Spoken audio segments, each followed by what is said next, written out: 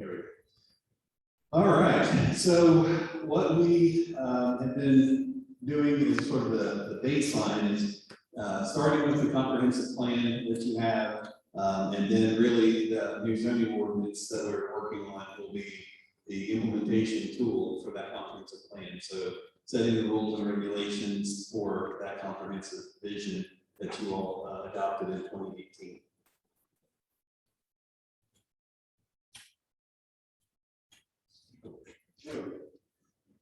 So for anybody who wasn't with us this week, what is zoning? I take for granted that everybody knows what zoning is, and we're also recording this, and so hopefully people will watch that haven't participated this week, so this will get them up to speed as well. But basically, zoning groups land in different areas or zones. It really focuses on the rules on what you can build in each of these different zones or areas, but it doesn't cause anything to be built.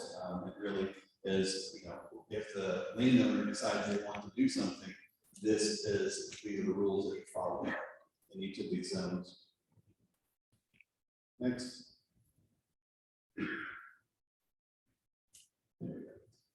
So, as I mentioned, the zoning is really the implementation arm of the comprehensive plan. What is a comprehensive plan? It's a long-range policy document that lays out a vision for the future of the city and county.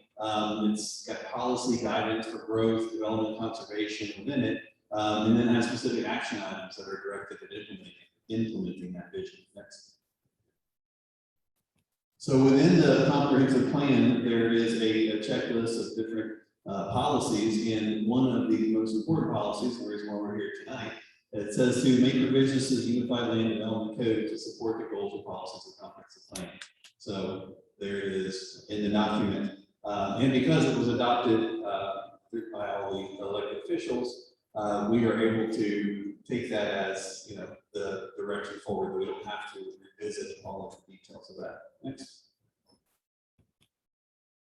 So what we've heard so far, we've heard a lot. We've talked to a good number of people.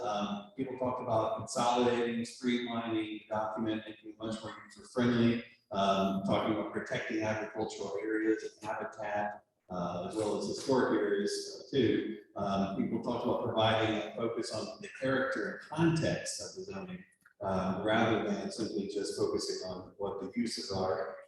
There's been a lot of interest in infill development and making sure that infill development is in keeping with what happens in the areas that it's in and around it. Looking at encouraging a variety of housing types so we can meet people where they are, different stages of life, different types of housing, allows people with different income levels to be able to afford to live in any given city. And then also happens to add a lot of interest to the community as well. And then looking at gateways, how to emphasize and improve the gateways that are really the, you know, welcome mat, if you will, to the city as people come in from all the different directions. And then looking at the comprehensive plan's concept for these different character areas as the guidance to move forward. Next. Next. So if you have gone through the process with us so far, there's the website that launched back in July. It's a two-way communication street. So if you missed out on something, on some of the meetings that we've had, the meeting recordings are there. If you've missed out on some of the exercises we've done, you have the opportunity to participate in those exercises in an online version, so it's not too late. And then, you know, of course, this week at the Planetpalooza, we've had the opening presentation, we had a hands-on workshop with all the participants. We had different technical meetings with topics like transportation, community character, architecture and design. And then throughout the whole all the 5 days or so that we've been here, people have been able to drop in and they've taken good advantage of that. Our office that we set up has been open, able to pop in as they wanted to. So that was wonderful because it gave us a chance for when people, you know, had something else going on and had to miss out, they could still come chat with us. Next. So here's some images from that. If you missed out on it, it was a good time and learned so much because, you know, we're not from around here, from Franklin, Nashville, Tennessee area, and you know, we'll never know this place like all all of you that are local. And so we really count on you all to be a part of the team to teach us about what's special, what's unique, where to look for inspiration, et cetera, and what you're looking for in the future. Next. So a lot of times, as you can see, we have lots of seats here and they're not full. And so it's hard to get people to come out and to talk about something like zoning. And some people say, well, what does that have to do with me? Well, a few different things. Everybody wants to have high quality development in their city, right? And so participating in a process like this helps influence the type of development you get in the future. The things that the comprehensive plan says that the people have talked to us about creating more walkable, pedestrian-friendly environments, starting to tie into that. Neighborhood connectivity, some of the things that the zoning can really accomplish, the variety of housing types that I mentioned, centers, all of these different things that can really add to the vitality and the future long-term economic viability and sustainability of the city. Because what we do know is that preferences are changing around the country. Not everybody wants to live in a conventional suburban neighborhood on the cul-de-sac, and some people do, but not everybody does. And so right now, the zoning, it's a real challenge. Some of the areas that we live in the city that in the county that people said they love the most, you actually can't rebuild them based on their current zoning. If something, somebody tore something down in those areas or whatever. So we have to figure out things like that as well. Next. So the mapping workshop we did was great. We took the map from the comprehensive plan and identified all the different character areas. And we had these photographs and we asked people to draw, circle the picture and draw a line to where they thought that would be appropriate in the city, because the way the map and the comprehensive plan is set up, there are these orange areas, yellow areas, magenta areas, and they have the same description. But what we know is that they aren't all the same when you're there. They don't feel the same. The experience of being there isn't all the same. So we need to understand from the community what you all thought was appropriate way for future growth and development. And we did this word cloud to start to see some of the words that came up over and over through the process. So the bigger the word, the more time we heard it. So we heard small town character, walkable, mixed use, underserved communities, environmental sensitivity, etc. Next. So these are from that big poster in each of the different areas of the comprehensive plan. These are the images that most often lines drawn from them. So in the rural areas, these are some of the pictures that people like the most. In the conservation area, this was what people liked. In the urban growth area, the urban areas, and the town center areas. And what's interesting is sometimes pictures were used, the same picture was used for multiple of the areas. And so one of the things that shows us is that even though the names of those character areas may be different, the feeling in some of those and the vibe of them may be the same. And so the zoning should relate. So as we go through the process, what we're going to be doing is working to modernize the land use ordinance next. So what we've done so far, we actually went out in the field, you can see here, with a measuring wheel, actually measuring streets and neighborhoods, setbacks, documenting the sort of the size, the scale, the massing of buildings, the uses that we saw in these different areas that the community directed us to as their most loved parts of the city. Next. Then we did a zoning translation table. So we took your existing zoning districts and we put them in this matrix and started to look and see what were the commonalities between them. Because what we know from our work all over the country is that you will often see there are way more zoning districts than are actually necessary in most cities, because over time, this issue comes up, somebody had a complaint about this thing that their neighbor was doing, and on and on. And so we'd start adding, and something gets floated, more and more zones, more and more colors, that when you actually boil them down and take the specific issue off the table that caused the new zone to be created, they're actually very simple. So we look for ways to consolidate and to simplify the zoning districts. And then we start translating them into this idea of character that the comprehensive plan talks about. And so we have the current zoning districts and then future zoning districts. And multiple that overlap. Next. We also have started looking at the uses in the ordinance, and along the lines of what I just said about more zoning districts than you need, because the old zoning ordinance was set up to focus on dividing things, separating things based on use rather than the actual way it felt or you experience it as a human.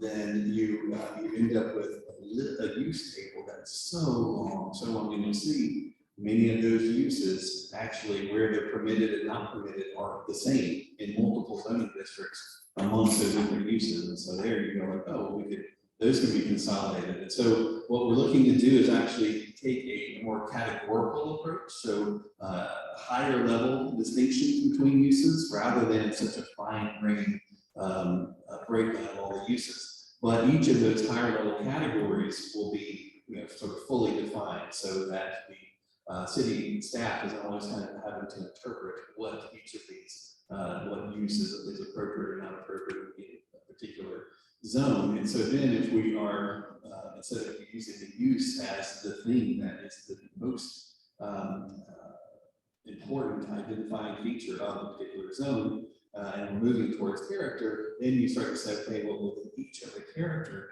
zones, which of the uses are appropriate. So use is still important, it's just not the most important thing. So we'll have a much shorter list, maybe 1 page instead of like 40 pages.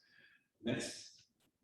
And so some of the next steps, we're going to be looking at things like the frontages of buildings. So this is going to be a new term that the way the building addresses the street is what you really feel and what you sense as a pedestrian or somebody in a car. And so if you have a mixed-use area storefront, kind of how that ground floor relates to the street, a townhouse or something like a stoop, you might have a porch on a house. And so these are all things that will be well defined in each of these different frontage types, as well as a few others will be organized about based on which character zone they're appropriate in. And so obviously in your most rural sort of agricultural area, the shop frontage type wouldn't be a typology that you would see in a really rural area. Next. The other thing we're going to be looking at is building types. And so you'll start to see, like houses, duplexes, row houses, apartments, and various types of buildings. And that'll all be calibrated based on what you find here locally in these areas that people love the most. And then they will be laid out based on which character zone they're appropriate in. Next. We'll also be looking at open space. We think of it called civic space, and each of the different types of civic space will be defined and described. So we'll be looking at things like parks, greens, squares, plazas, playgrounds, community gardens, and they'll all have specific definitions or standards related to them as well, and which character zone they're appropriate in. Signage, the same thing. So we'll make sure we have a full array of signage that's appropriate in different character areas. And then it'll all be consolidated into an easy to use document that is very simple. And the idea that things that we've been looking at and we're going to continue to do are reorganizing sections to a more logical progression, grouping similar related topics, putting all the definitions in a single location, so you're not having to constantly flip back and forth all the time, finding things. It's like some sort of a word search every time you open the ordinance. Trying to simplify over complicated text so that anyone can read it, not just a professional planner or a developer or something like that.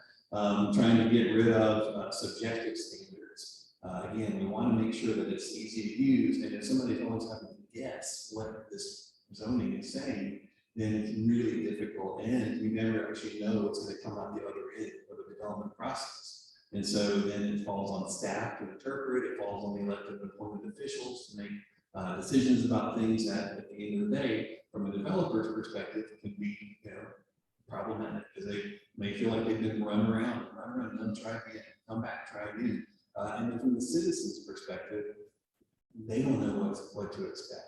And so if we can simplify, if we can get rid of the subjective standards and make objective standards, that focus on these things, these elements of character, then it really gives everybody a lot more certainty. We're going to talk about reducing the number of zoning districts, as I mentioned, and then all those zoning district standards will focus on that idea of character and contents. Next. So these, this is actually a 2-page spread from one of the zoning ordinances that we wrote elsewhere, but you get the idea that it's very visual. There's illustrations and photographs that are to help explain, but also more technical components of it. And then of course, all of the standards like setbacks, building heights, etc. And so it's not just feel good, touchy feel kind of document. It's got the technical things in there. But we know that some people will only look at this because they like charts and spreadsheets and things, and other people will focus more on this. They'll have to look over it at some point because all those standards are necessary. But it really is set up to work for everyone. Next. So the way the character districts lay out, what we want to do is have an overarching framework structure for how you think about the city. When I'm about to explain to you, you're going to say, oh yeah, I never thought of it that way. So this is how all towns and cities, for forever have been laid out until about World War II, and then we kind of lost our way a little bit. But the way that it's set up and the way that our character districts will be set up, the zones, if you will, is to start in the most rural or natural setting here. So this would be, untouched. This would be conservation lands, of which you have a lot. People put land in conservation easements and things. So that will be in this CD1 natural zone. Then moving into a rural zone, CD2, and so that's where you start seeing agriculture, farms, large lots of country living, if you will. Then moving into the third character district, it's suburban, and so that would be a larger lot, has to step back further, a little bit more naturalistic, but more organized and more dense than rural areas. Moving into the CD4 or urban village area, there you start to get some, it's like the widest variety of things, the widest variety of housing types, uses, and so you start to see some of reminiscent of some of the more in-town neighborhoods where you might have smaller lots, houses are set a little closer to the street. You have everything from single-family detached to row houses to duplexes, maybe some small apartment houses that multi-families, maybe 6-8 units, as well as some small-scale commercials, neighborhood serving commercial, maybe a live work where somebody lives above their shop. Those sorts of things would be in this CD4 urban village, and then moving into the CD5 urban center, and that would be like Broad Street, so downtown. So you see a continuum of characters from the most natural and untouched to the most urbanized. And then we also have this last thing called a special district, and that's sometimes special as a way to say it just doesn't really fit into some of the big standards here, where it's not necessarily going to be walkable, or some of the focus on characters, much like an industrial area, for instance, or maybe college, might have, even though it could be beautiful and walkable, it's just its own thing, right? And so special districts, so they're going to be SD for special district, I for industrial or something. So we'll have a few different special districts as well to deal with the sort of quirky things. But some of these character districts may have a sub-district. So sort of the primary character would be similar, but there might be a few things that are different. But what we don't want to do is just have tons and tons and tons of different districts and overlays and underlays and all of these things that start making the code really complicated. So that's the sort of diagrammatic structure at the highest level. Next. So here you see, kind of go through each of these a little bit. So you see in CD1 natural, right now there's not any existing zoning districts that fit into this. So this is in the comprehensive plan. It has a conservation designation, but there is no natural or conservation zoning district right now. So we'll be adding that, and so you see sort of untouched nature, and here we are. That's that same diagram you saw. Next. So getting into the rural, so the predominant current zoning districts are AR and SR. So you see, rural living, houses, horses, country road kind of thing. And then comprehensive plan calls out rural and rural commercial corridor. They would fall into these. And so we've created a sub zone of the CD2 because every now and then in the more rural areas that people have talked about, and the comprehensive plan contemplates the idea of kind of a little node of activity. You might think of, you see sometimes like a crossroads where you come across a little hamlet and there's like a C and B, this and that sort of rural things. So that if you live in a rural area, you don't have to drive all the way into town for everything. And so the zoning districts that currently we're thinking about falling into this zone are AR, SR, and CC, and then the complement is the commercial corridor. Next. So getting into the CD3, this is a sub variation of CD3. So we have CD3L is kind of for larger lots, and that'd be some of the SR, and that'd be in the urban growth area, comprehensive plan. Next. Then this is the pure CD3, so that's not quite as large of a lot, but still predominantly single family living is kind of the big way. So that'd be some of the LTR, HTR, etc. The CD4 urban village, here you can see, just for a little bit bigger, this is a great little diagram because here you'll see like a little commercial on the ground floor, somebody living above. Here's 3 row houses next to that. Here's a little apartment house, and then detached single family kind of walking its way down the road.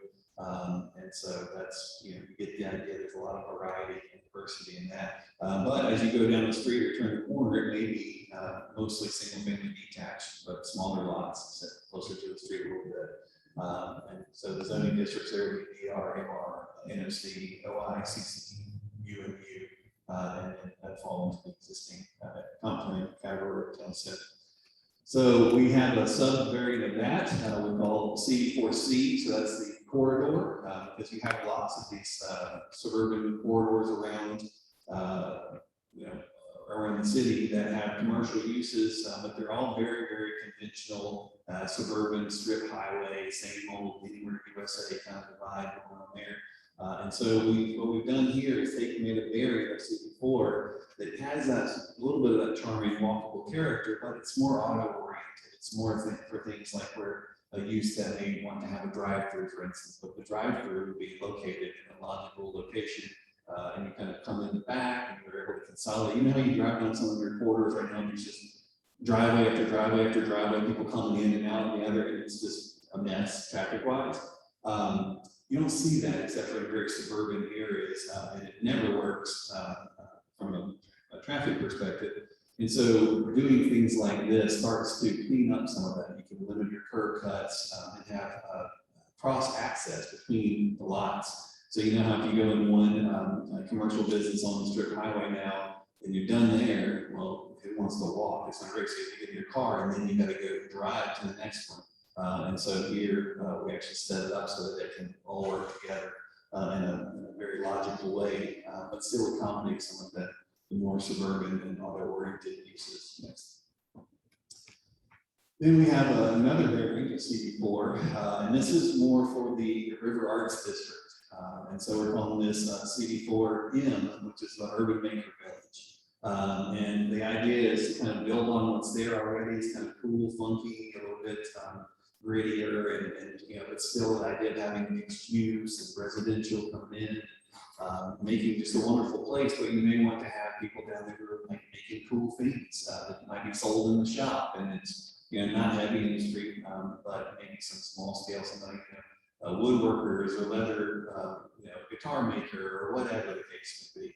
And so that can be really cool, really unique, but the scale and the feeling of it's along the lines of that CD4, so it's a sub-district of that. Next. And then getting into CD5 urban center, and as I said, that's your downtown area, so you all know what that looks like. That's your CDC zone. Next.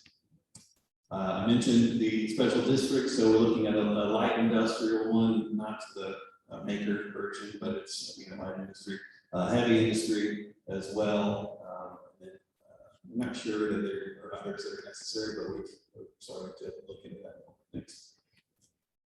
And then one of the other things we do is a civic district. And so right now, if you were to do a development and you're going to make a neighborhood park in your development, it would actually be zoned just like the lots that are around it. And so let's say a few years down the road, the developer says, you know what?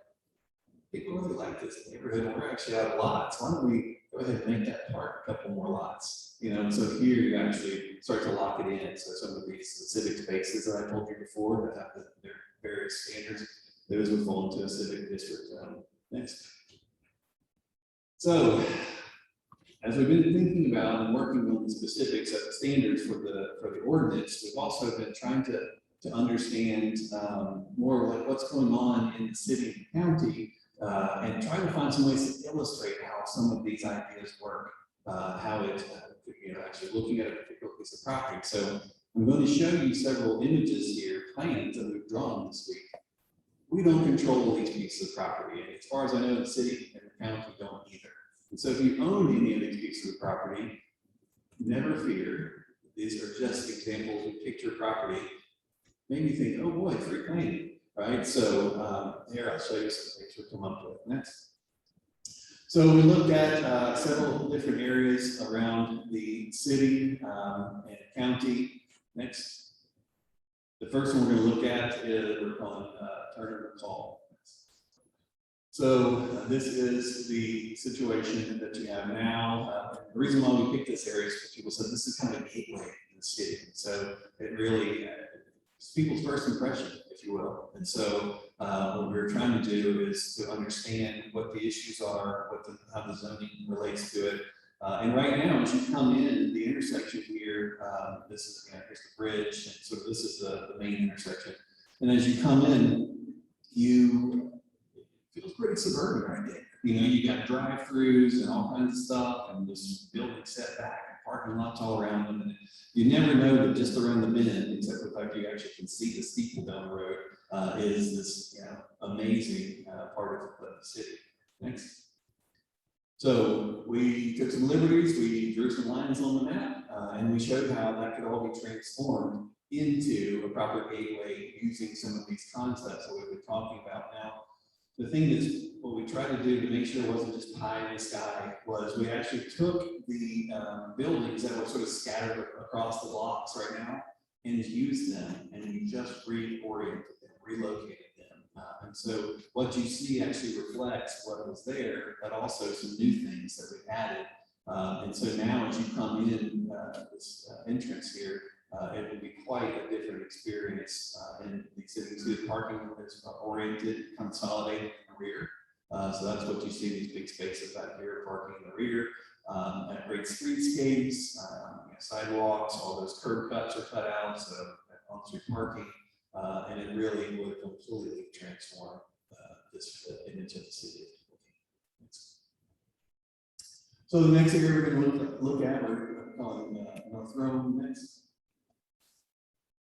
So, so this is, people directed us to the area where the recycle center is. And they said, the neighborhood up there could use some love. This recycle center is there, and maybe it could be something different. So from community input, we started to look at this to see what we could do. So I think this is the recycle center over here. It's, existing neighborhood streets all around. And then the corridor that sort of falls into that category of not very attractive, but useful stuff is there. And so we took some liberties and drew some lines. And so you start to see how that could transform. You see the parking is consolidated into the rear with fewer curb cuts. You see that the recycle area, we go back one and then back again. So we took all that pavement and now it's this grand park area. So now it's a neighborhood park where people can come in. We have some mixed use around it. We've actually left some of the buildings. There's a couple of cooler, older buildings in the complex there. We've left them and worked around them and made some cool spaces in amongst them. And then actually there's a big park here as well. And so we kind of created the civic spine that leads from this park to this park. And then here's some of these little cottage courts in here where smaller houses face out in green space. And I could go on and on about this, but it's pretty neat. So next. So here it is today. This is that big sea of asphalt that I mentioned. Here's some of the older buildings in this area. Here's the train tracks. Here is the corridor. So we've changed our orientation a little bit here. So this is the current condition. Next. And here we're showing how it could transform, that it can actually work right in the existing neighborhood. And so you see that idea of the different character districts actually even expressed here. So here you see single family detached houses. So that would be some of that CD3 character moving in. These are actually multifamily, small multifamily buildings. So this is CD4 around here. This is mixed use, some live work, people living in both shops, some row houses, some small scale mixed use buildings. You see the parking is here in the rear. These all walkable streets, this wonderful parkway here. And you can imagine this would be quite a community hub of activity. And so the new zoning ordinance can allow this type of thing to happen. So that if somebody wanted to do it, they didn't have to go jump through all kinds of hoops and beg and plead, and even if this is what the community is asking for, if the zoning doesn't support it and make it simple to do, you're likely to get less of it. So this is what that has to do. So today, tomorrow, all right? So now we are looking at an area that we were sent to called Martha Berry site. This is the old sleep-in site. We heard that there was quite a outcry about the proposed inn that was going to go there, and we talked about like, what's the issue with the inn, because as we look at the corridor here, it's again one of these not so photograph worthy corridors, right? So you've got this random Chinese restaurant and various big parking lots, and so I was having a hard time understanding why people were so concerned about it. And as we learned more about it, it was really the form of what that type of inn was going to be like. And so we said, well, we can do better than that. And I think if you're really worried about the form, we can show you some ways to think about it differently. So next. So what we did was we took the old, I went and measured what the sleep-in normally does. And apparently they're about 60 by 140 feet long. And so here you can see the sleep-in. We pulled it up to the street, it doesn't have to be sleep-in. Let's call it the Rome-Inn, right? And it's lovely and quaint and charming, architecturally beautiful. And nonetheless, even if it's kind of homely, as long as it's following the rules of good placemaking, you pull it up to the corner here. And so we've cleaned up where you had all those curb cuts. The parking is in the rear. What you see here is you actually turn off the main road, so you don't clog up traffic here, and then enter the rear lane.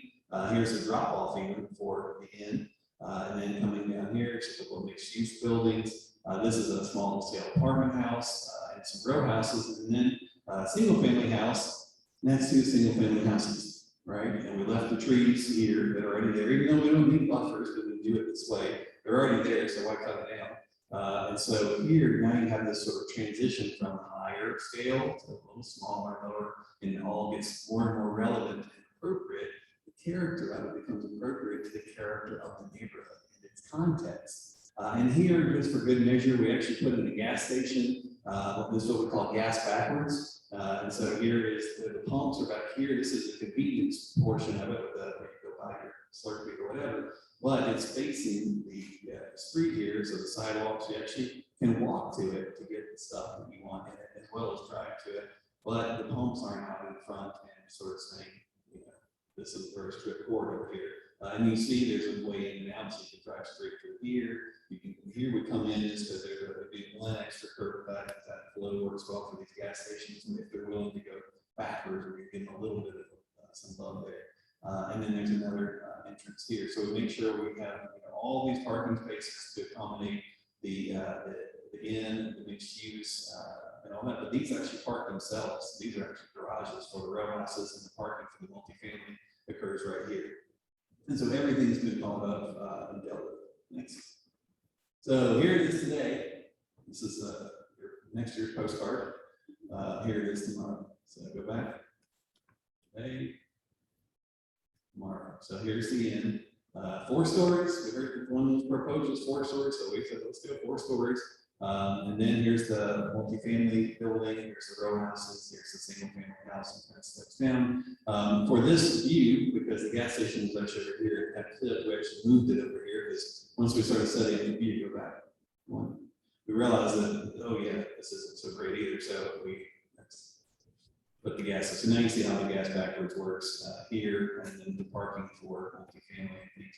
But the scale is appropriate and works its way to the neighborhood feel. Next. So the next area is in South Rome. This was more so for fun for us. We got inspired by what's going on there now. It wasn't necessarily to demonstrate too many zoning concepts, but there are some contained here. And so in the area that's here right now, we have the South Rome Alliance building, kind of community building here. There's these community gardens. There are existing houses, the school is over here, houses here. And so we drew a plan to figure out how to incorporate, organize this a little bit more and to add, there's a need for housing in the area. So next. So here is that building, the community center. We've actually expanded it. And there is, we're working in Spartanburg, South Carolina right now, and they have this, they have a food desert, several food deserts, but one neighborhood in particular where they decided to do something about it. And they created these community gardens and this market and cafe that is run, it's community run, but it's a way in the area where people can walk to get food, and it's just wonderful. So we also have reorganized the community gardens into this really orderly arrangement, made a park here on the corner, saved the existing trees, added a playground here, and then here we've actually added some tiny houses. And so there's a little rear lane behind them, so they park back there. This is a small scale multifamily building, apartment building, but these porches all face in on the community gardens, same with the multifamily. And so it really gets a lot of eyes on that, keeps it safe, make sure everybody's doing what they need to do. And this is a market pavilion for like farmers market uses, so people can come and sell their, there's a person who sells tomatoes out the back of their truck, and so you can have that as well. So next. So here it is today. Here's that building, existing building. There's trees that I talked about. The gardens aren't shown here. This view for some reason. Next. So here's what it could look like. So here's the expanded building with the market, the park here, little plaza, making it safe crossing, safe trees. Here's the open air market building, all the gardens, the apartment building, and the tiny houses, all working in, fitting in with the existing neighbors. And actually added a couple of houses that were missing. There were empty lots there. And so you can imagine that this will really transform the sense of community and have it give everybody a gathering place to come. And so if you're into gardening and whatnot, here you go. If you want to just come hang out in the park, and the community center function is still there. And so again, this is just us dreaming, but the thing that's great about this is to show things like how small lots can work and how you can meet some of your affordability goals by not requiring lots to be so big. And really focusing on addressing the street. This would be one of those civic space types. So the zoning can impact this. Thanks. Then we know that in the county you have various subdivisions that there's lots of land out there, right? And so people say, oh well, I'm going to put in a subdivision and see what that looks like. And so we picked an area where you have future roads planned to go in. There's existing roads. Again, don't know the owner, haven't talked to them, no idea, but it just was a location where it sort of makes sense to show the idea of one of these new neighborhoods of the future, if you will, really just looking back at the past, but where you can make, really a nearly self-contained neighborhood so that you don't have to get in your car for everything all the time. You have a mix of housing types, you have some small scale mixed use as a part of it, you have conservation as a part of it. and it's all focused on character, place, and community. So we took this large area here, and so this is the future road that's proposed to go in. So there's an existing road now that comes up, goes through, there's existing roads here. So we've connected these. What you see in the center here is a mixed use area with some of that CD4 that we talked about, some small scale mixed use and commercial. I see some row houses here. You see we saved the old tree roads that were between the farms. There's a stream that goes through here, so we saved that. We have houses that facing onto it instead of being in the back, so that no one gets to see it. It's kind of left over. A lot of times when you treat streams and things in that way, they just kind of suffer gathering trash. So featuring, saving the existing groups of trees, so you see how we worked with the nature. There's a pond on the site right now, so we left that. But all of these things work together. But what you notice is this is some of that CD3L, the large lot, and then moving in to some of the regular CD3. Then moving in, getting into some of the CD4, here's the CD1, the natural areas. And then we actually changed this for the final drawing. I'll show you here in a second. Thanks. So here it is today. Steer. So CD1, CD2, agricultural part of the large lot, rural. Then we've got the CD3L, the large lot here, moving into regular CD3, CD4, a little tighter, a little bit more some commercial uses. But all the roads connect, so we talked all about connectivity this week. So the roads connect to make sure there's a multitude of ways for people to get, so you don't have to have all your trips get onto the more major roads, and that emergency services can move throughout. But this drawing really illustrates all the different character districts. And so right now, when you think about your zoning districts, you tend to think about them in large swaths of the city.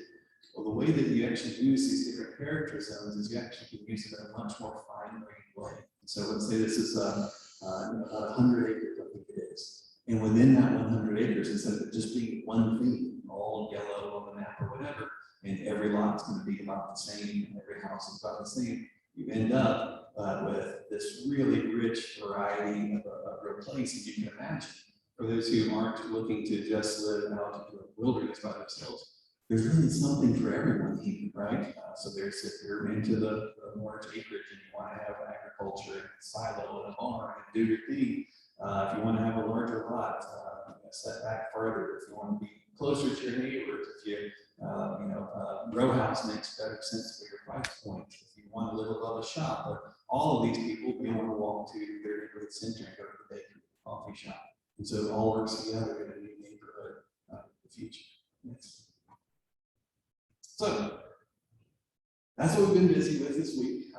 None of what we just showed you had we done before we showed up. So we have we're ready for a nap.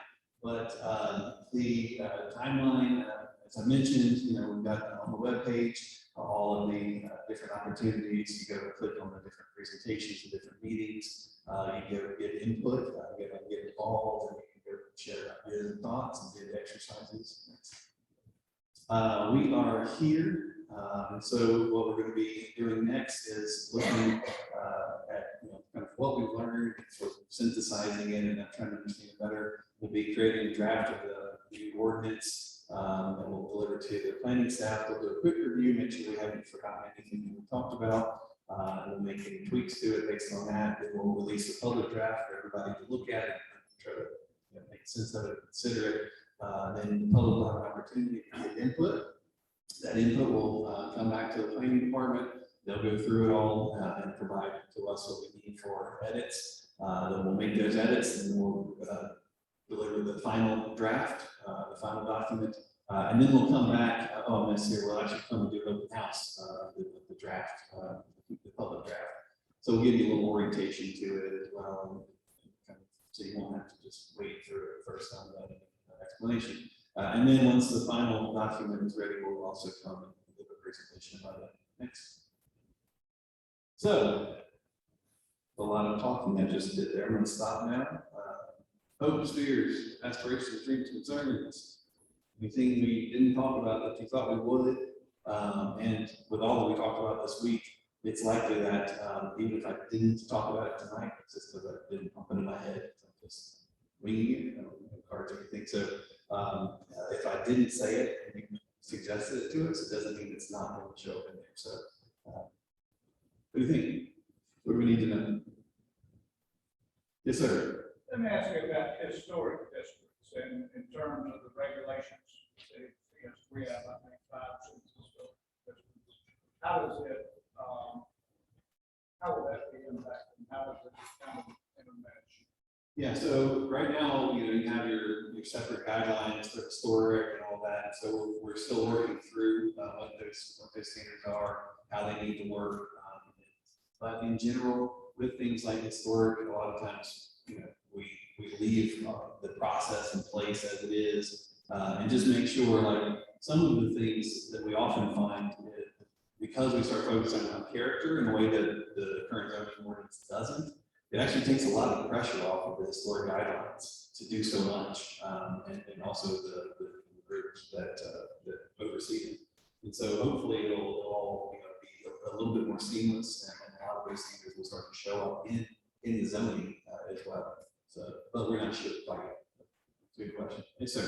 The property owner, one of my things, we got 2 sets of rules right there. The LDC has got this area. And I could take it and find it to $1. But you know, try to do something with our commercial building. Once they're ruled, they're open and conflict. Why couldn't it always be upgraded to 1? Doesn't make sense to have, and I think that's 2 sets of rules. Yeah. We're looking at parts of property. Jump through. Yeah. Well, the reason that happens so often in cities, all it's not just Rome. It's just it's typical in every place that you work that has a wonderful asset like a historical board. Some places wish they had the problem you just described because they don't have anything to protect. And so when you have those areas, it's typical that the standards for them are, because those areas are so important to the overall economic long-term viability of the city, what everybody loves about the city, it's really important to make sure you get it exactly right there. And so often, a lot of zoning ordinances aren't set up because they haven't focused on character to address these issues. And so you have to have a separate set of standards. And also, if you were, let's just say, we took all of the standards or guidelines that are down for historic district and just added them into the zoning, into whatever character zone that historic areas are, it could, some people could be concerned about having a higher level of standards. So I think what we're going to try to do is, as best we can, like I said, integrate and have them at a minimum work together. And I guess at the end of the day, maybe they could even be bound together. Even if they are still separate, which you don't have to go find a separate document. So that might help. So, but we're still early on. We're still thinking through some of that. So, duly noted. If you can go back to the last slide as far as timeline. So we had the comprehensive plan back in like 2018. Yes. And is it your findings like throughout, as you work throughout the nation, like is 20 years enough for this, if this were to be incorporated and documented to change? I look at Journal Call and to see what it could be, but how long would it take? Because nothing's overnight, and nothing, and maybe 20 years is too short. Yeah. Well, when we draw some of these big ideas like we saw here, like we don't necessarily think about things like what is kind of your typical growth rate here, or what is the absorption rate, and all that. It's really just like, okay, here are the spaces and the area that's available, and here's how we could fill it in and start to make a place out of it, right? And so, depending on the community, some places we work, we call it their 100-year plan. Other places we work, it's their 3-year plan. It just depends on kind of how the market is here. But what we want to do is make sure that the comp plan zoning do everything they can to expedite and facilitate those types of visions for the future, but it depends upon each owner of a piece of property deciding they want to do something, or it's time for them to do something. The way it happens is, just like currently, you have grandfathering for a particular building, whatever, if the zoning changes, you don't say, well, the zoning's enacted now, call in the bulldozers and do all of this stuff, right? So you say, well, at a certain point, when you decide to upgrade your building to an X degree that's already laid out in the zoning, then you have to come into compliance with the new ordinance. And so that's when some people will just go, oh my goodness, this is amazing. Like, I get to do this. I can focus on character. I can, one of the things we've been looking at is, are your parking standards too robust for some of the users that are out there? So somebody's like, oh, I remember we were working in the community on their corridor, and it was very suburban. And so they had this parking lot, it was this really wonderful little cafe and coffee shop.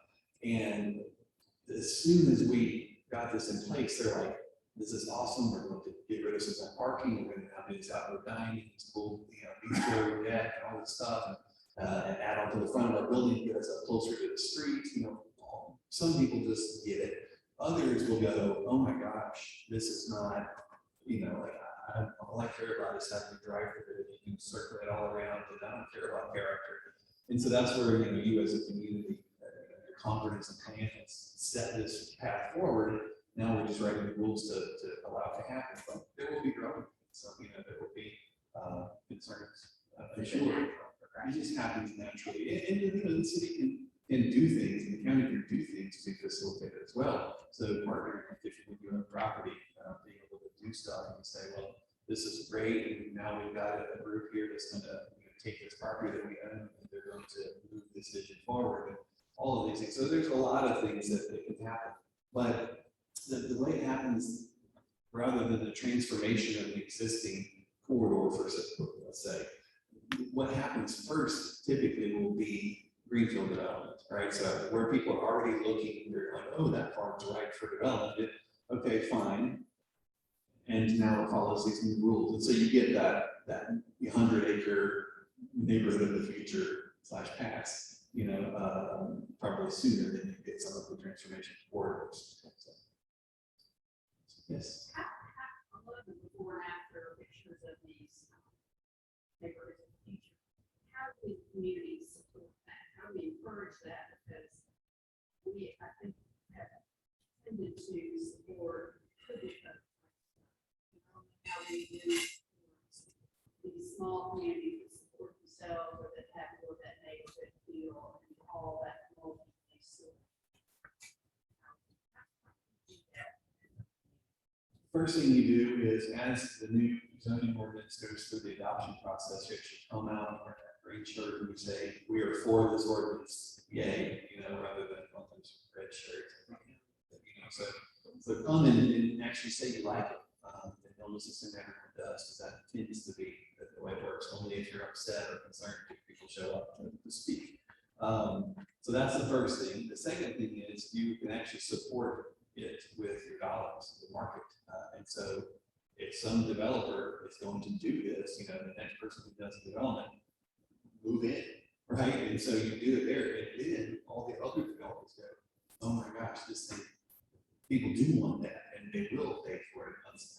Because what we see is in the cookie cutter description you just gave, which we hear everywhere we go, it is not the case that if you poll the citizenry of any given community working, that they say, we love our neighborhood. And they don't even call it a neighborhood, they call it a subdivision. We love our subdivision. So my goal is for there to be a time in the future when you refer to new development as a neighborhood, just like you do in historic areas and neighborhoods. Can you imagine calling them subdivisions? Some of these, most loved neighborhoods. So people don't love them. It's just what's available. It's what the zoning allowed / required. It's what the developers deliver, and they'll keep on giving it to you as long as you keep taking it. And so they're not sinister. They're just like, this is what we started doing after World War II. People wanted the thing, the garage on the front, and that's, you know, it's all about cars. Well, we don't have to put in sidewalks, and oh, that is another thing. Right now, when you do new development here, it's full disclosure, you're not required to do sidewalks, street trees, or any of these kind of things.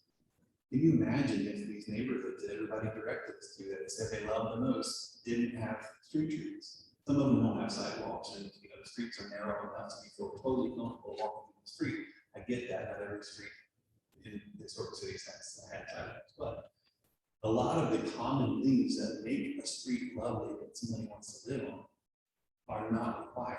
And so as we're looking at, you know, the new zoning ordinance, those things will need to be added to development. We can do things like narrowing the streets to make them safer and more walkable and equitable for the families that live on them, and also saving the developers some money doing that, so that money can be put into other. So there are some trade-offs and some growing things. Unless you get someone who already do this, because there are lots of them who do this around the region and the country, to come here and do it, then the ones who have currently will learn how to do it. So there's a little bit of that, but I think the best thing we can do is actually support it by saying you like it. To that street topic, how does one community such as ourselves then, let's say we adopt this and it goes into effect, the next time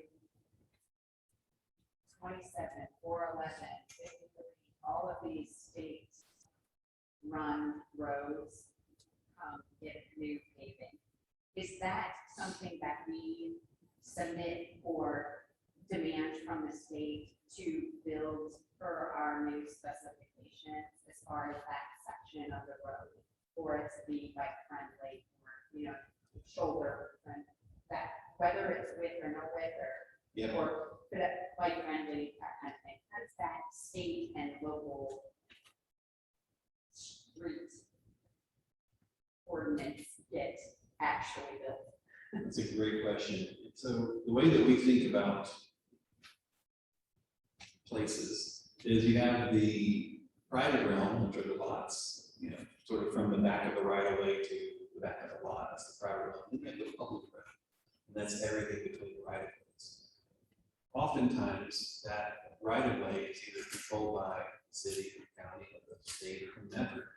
In new developments, developers put in that, but it becomes public. And so you happen to have roads that run through some of your most beloved parts of the city that are state roads.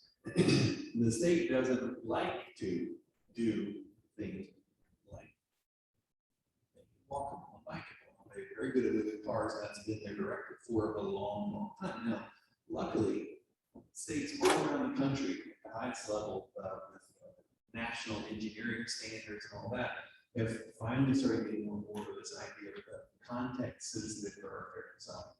So basically saying that the character of the road changes based on the context that it's going through. And so right now, like Broad Street, for instance, it's a little broad. It feels a little speedy. You know, there's some things that could happen to make it a better place for the predominant purpose that it has, and that is, it is a pedestrian prioritized environment. It was created to attract pedestrians and people living there and shopping there and all of that. Cars do have to go through it, and so you wouldn't want to, you know, mess that up. But do they have to go through it quite as quickly? Is it actually better for shops for cars to go a little slower? How slow flows? Like you're like, oh, look at that! I didn't realize that a shop was there. I was driving 45 through here. Does it feel safer for people who want to come down here and shop, and they feel more comfortable going across, and there's all these different benefits? And so we've been working in Sewanee, Tennessee, for a university in the South, which is second only to Barry in its land holdings. They have 13,000 acres that they own. And they, it's called the domain. And through the domain runs Highway 41A, which is a state route controlled by the Tennessee Department of Transportation.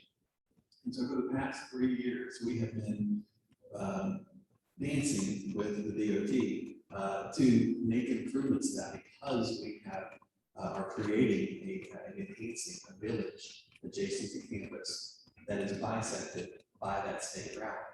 And so right now, it's like 5 lanes across, and it is so overbuilt, the traffic counts don't support that by any means, on and on and on. And so we've made our case, we've negotiated all that, and now it's going down to 2 lanes.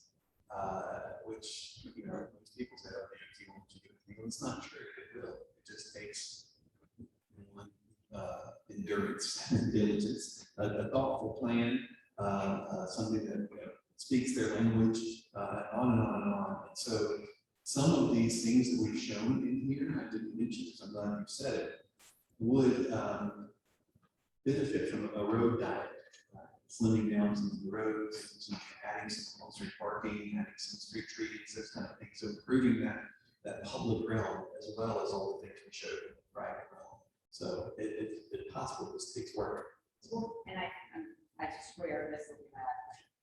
Okay, so given that, like private realm, and I'm envisioning your zones back again, your sections, and how is that, and going back to like a natural growth? Because I live in the country, but I'm, you know, want to bike to Georgia Highlands, which is about 5 miles from me. And so it's interesting that you say urban or diet your road and that sort of thing. And does that mean that the road diet from urban would then continue to be narrow through the rural? Because that's what I like. Like right now, even in the country, I feel like the cars drive too fast. And so if we're ever going to get to a pedestrian, bikeable friendly, and like, I know the walkers are the homeless guys. But I'm still worried about that. And I still worry that they don't have a shoulder to drive on or walk on. And so is that road section, cross section going to flow and translate as the different cross sections happen from urban to rural? Yeah, I mean, typically when you slow things down in the urban areas, you do want to give people a place to speed back up after they kind of get through that. But there are ways that sort of rural walker biker friendly cross sections, it just may mean that instead of being as close to the road, you're now on a trail or something that's, you know, more sort of separated and give you some more breathing room and sort of comfort. Because what we know is that even if you put it in sidewalk and if you put it right next to the road, it's way different. If there's a plantings, wide plantings with street trees and all of that stuff. So the comfort, it's not just having the facilities in place that you need. You need to actually create a complete street. Yes. On the bank streets, you see in the distance, there be flexibility in street widths, things like that. Right now, flexibility in street width. The county standards provide for the better in those sidewalks and other cities. There, you have the flexibility. We got this urban area. We don't need this. 24 foot. Yes. Is that going to be built into it? You, like she expressed there, you flexible with developers. Yeah. Yes. So we're going to work with engineering and the emergency services to create a palette of different street types that are based on this idea of context. That have the appropriate provisions for biking and whatever. And so when you're doing a new development, for instance, you would pick from those different, you know, from your menu, different roads that are appropriate for each of the character districts, and they'll be key to the character districts. And then also when you're looking at roads that are, you know, city or county roads, then as you all make improvements to those roads, you can also use the same thinking to apply those. So what if you're going to have private developers do it, maybe you all want to set a good example too, of city and county doing it yourselves as well. And so that would be how that would work. So, yes, sir. Well, Oh. I just want to say, all of this is great. It's going to take substantial investment in somebody's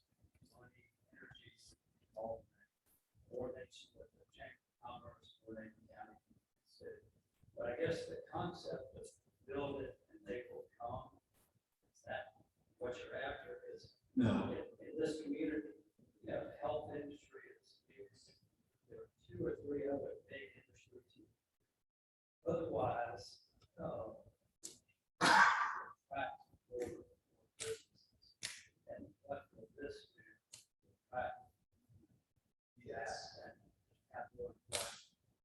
yeah, so one of the things that's great about the sort of public realm, private realm discussion that I just mentioned is most of the things that were fantastic that you saw in the drawings are actually private industry doing them, right? And so it's not like, hey, city or county go build these things. It's like, hey, make it where the rules allow you to go do these things, and somebody can do it when it's appropriate. Now, the other thing is that you all are lucky that you have this amazing downtown historic core, because today businesses, when they're deciding where they're going to set up their shop, headquarters, whatever, they're looking at, they send their recruiters, and then they're not looking at, okay, well, give me a sense of, how the water flow is, and how many cars, and all that stuff. And, what they're looking at is,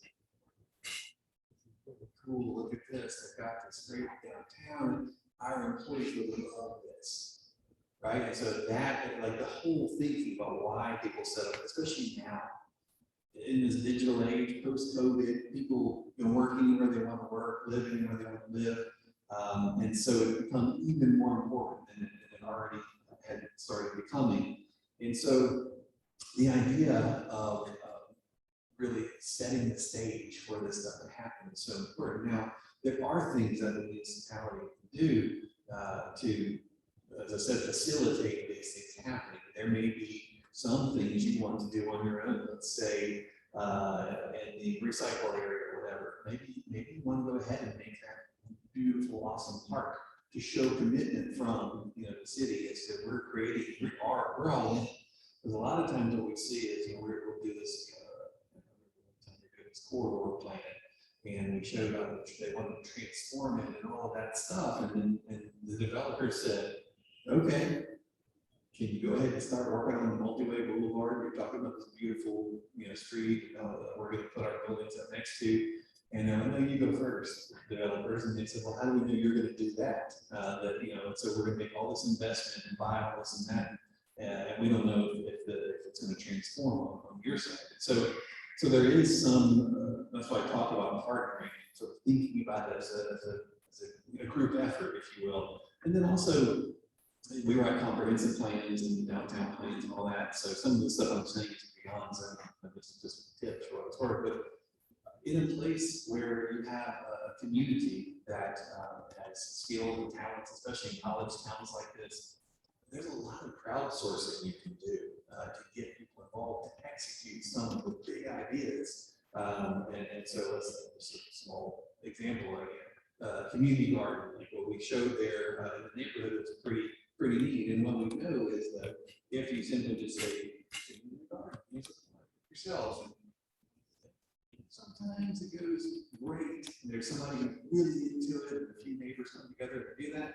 And then they either get busy or somebody passes away or whatever. All of a sudden, this what was a beautiful community garden now starts looking more like an eyesore, and it's not being maintained. So maybe something that you do is you crowdsource the maintenance, sort of the tending of the community garden, the urban farm, and get the neighborhood almost still, but other people who want to help. And so there's all kinds of cool things you can do that don't cost any money while you're figuring out which things to spend your money on. But for what it's worth, totally get excited about it.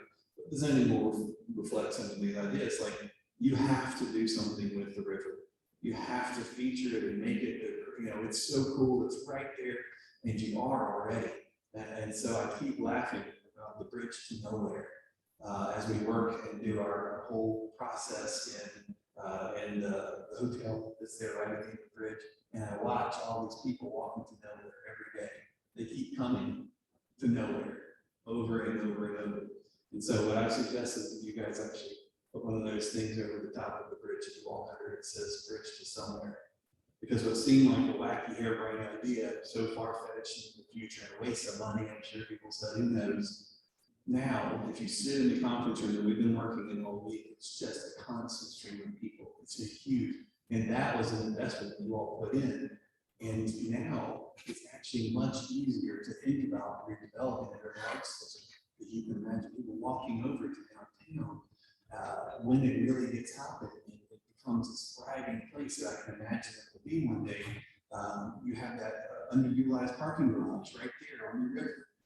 Easy walk over that bridge. Right now in Nashville, we have this pedestrian bridge. People walk over it to downtown to the Titan Stadium. Like no big deal. Only thing going for it is the bridge is the Titan Stadium. It's not a cool place, but one day there will be. And so you do have to spend some money sometimes, but most of what we show in these drawings really is private investment. So.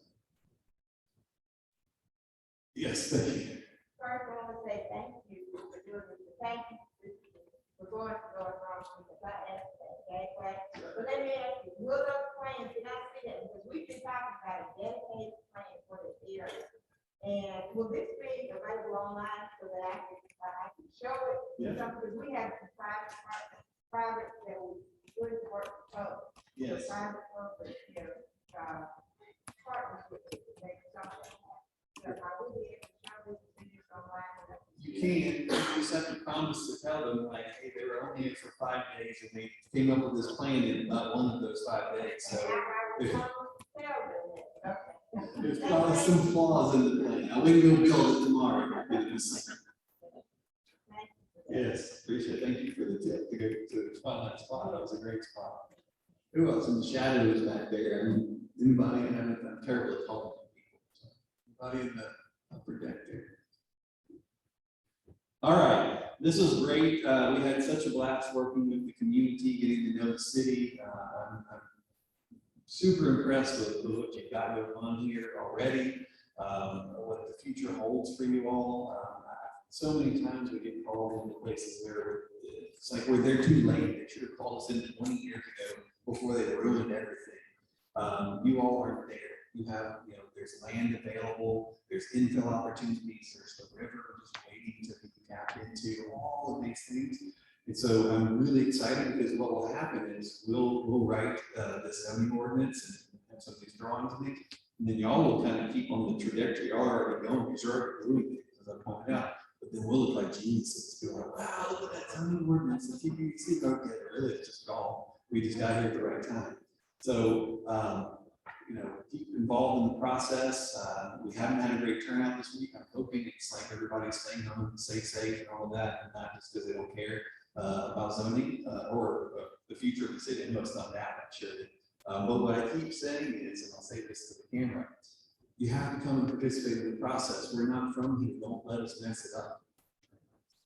Well, we've done this a few times, but it's not that you're scared. We'll show up. Anyway, thank you all so much. I appreciate it.